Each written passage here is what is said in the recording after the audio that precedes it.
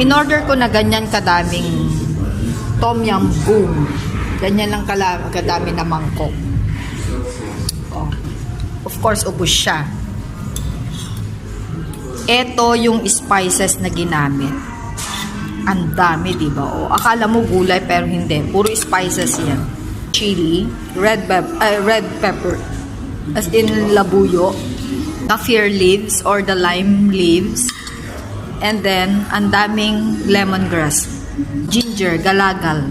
Oh, you cannot imagine the freshness, yung lime taste ng ano nila, ng soup. Ang sarap-sarap, kaya kahit maanghang, very ano siya, refreshing. Ayan, sisimutin ko yan, syempre.